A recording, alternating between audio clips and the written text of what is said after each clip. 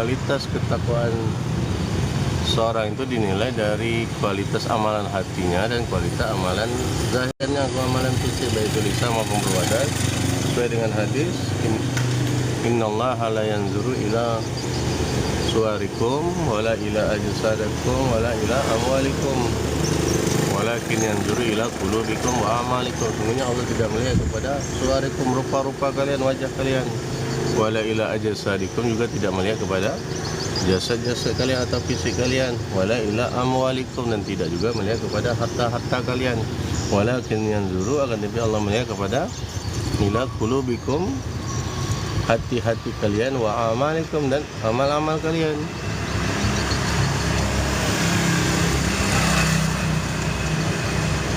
Jadi maksudnya ada kualitas amalan hati dan kualitas amalan zahir, apakah itu lisan, amalan lisan maupun amalan perbuatan.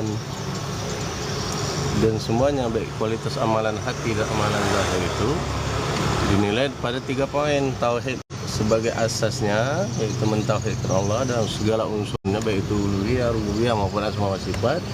Kemudian ittiba sebagai manhajnya, apakah itu dalam arti berarti kita berkeyakinan untuk berittiba dalam beragama, dalam beribadah. Kemudian dalam amalan kita harus berittiba dalam amalan, karena sebagian dalam hadis man amila amalan laisa alaihi amruna faradun, barang siapa melakukan amal dan tidak ada perintahnya dari kami, maka ia kekalah. Di Arba'in Nawawi nomor 5, man amila amalan laisa alaihi amruna faradun.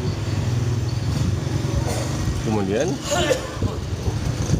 tadi tauhid sebagai asasnya, karena tanpa tauhid adalah syirik, kita akan mengatakan seluruh amalan, apakah itu amalan hati ataupun amalan lisan ataupun maupun perbuatan, amalan zahir. Kemudian ittiba sebagai manhajnya, tanpa ittiba itu bid'ah, berarti itu ada apakah bid'ah dalam keyakinan, itikad, maupun bid'ah secara amalan, bid'ah amaliyah ataupun bid'ah lisaniyah. Jadi supaya tidak terjatuh kepada bid'ah, apakah itu bid'ah secara hati, bid'ah secara itikad, keyakinan, maupun bid'ah secara amaliyah, maupun bid'ah lisaniyah. Bid'ah secara lisannya berbuat bid'ah dengan mengucapkan kata-kata bid'ah atau zikir-zikir yang bid'ah atau salawat-salawat yang bid'ah. Kemudian yang ketiga, setelah tauhid dan ittiba, yang ketiga adalah amalan saleh. Jadi apakah itu kesolehan hati? Kalau dalam hati tadi kesolehan hati, ya amalan kesolehan hati seperti jujur, tawaduk, qanaah, dan seterusnya. Kemudian amalan soleh zahir baik lisan maupun perbuatan, apakah itu dalam ibadah tauqifiyah maupun ibadah muamalah. Untuk ibadah tauqifiyah rumusnya adalah asal suatu ibadah itu haram sebelum tegak dalil. Jadi yang ditanya adalah dalil perintahnya. Sedangkan dalam ibadah muamalah, asal suatu itu adalah mubah boleh sebelum tegak larangan atasnya. Jadi yang ditanya adalah dalil larangannya. Tapi intinya tetap ittiba. Dalam beramal soleh tadi tetap di atas tauhid dan ittiba. Jadi untuk kesolehan tadi tetap dibina di atas tauhid sebagai asalnya dan ittiba sebagai manhajnya. Kemudian baru berfastabiqul khairat, itu saling berlomba dalam kebaikan menuju ahsanu amalan, yaitu berlomba-lomba dalam memperbanyak amalan nafilah yang disyariatkan, bukan amalan bid'ah. Tidak, amalan-amalan nafilah yang disyariatkan itu sangat banyak. Itu yang diperlombakan untuk menuju derajat ahsan amalan terbaik. Alladzi khalaqal mauta wal hayata liyabluwakum ayyukum ahsanu amalan. Surah Al-Mulk ayat 2. Jadi Allah yang telah menciptakan hidup dan mati agar menguji kalian siapa yang terbaik amalnya, yaitu yang paling bertauhid, yang paling ittiba, yang paling saleh, yang paling beriman, dan intinya yang paling bertakwa. Dan surah Al-Kahfi ayat 7 disebutkan juga Allah ciptakan dunia dan perhiasannya supaya untuk menguji mereka siapa yang terbaik amalannya, ahsanu amalan. Ada derajatnya wali-wali Allah. Jadi inilah yang diperlombakan setelah tauhid, ittiba, baru amalan saleh, baru berlomba-lomba adalah amalan-amalan nafilah. Karena amalan wajib itu jelas itu wajib. Jadi yang diperlombakan itu adalah amalan nafilah. Memperbanyak derajatnya wali-wali Allah. Ini amalan nafilah yang disyariatkan. Amalan nafilah yang dibina di atas tauhid dan ittiba, sehingga tidak terjatuh kepada syirik dan bid'ah.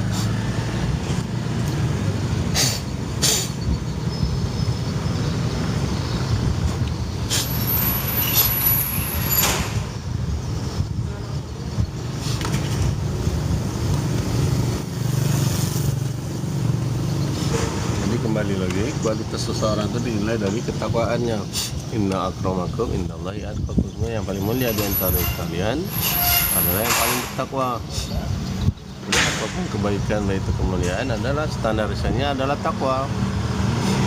Inna akramakum indallahi atqakum. Dan kualitas takwa itu dilihat dari kualitas amalan hatinya dan kualitas amalan zahirnya, baik itu lisan maupun perbuatan. Seperti dalam hadis, innallaha la yanzuru ila suwarikum. Sesungguhnya Allah tidak melihat kepada rupa-rupa kamu, rupa-rupa kalian, wala ila ajsadikum, dan tidak juga melihat kepada jasa-jasa kalian atau fisik-fisik kalian, wala ila amwalikum, dan tidak juga melihat kepada harta-harta kalian.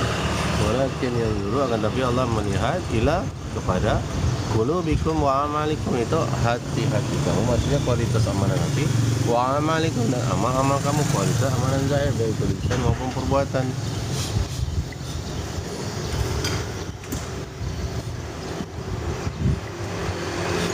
Jadi baik itu amalan hati maupun amalan zahir, lisan dan perbuatan, itu dinilai kepada 3 poin. Yang pertama tauhid sebagai asasnya, yang kedua ittiba sebagai manhajnya, yang ketiga adalah amalan soleh sebagai penyempurna dan pelengkapnya.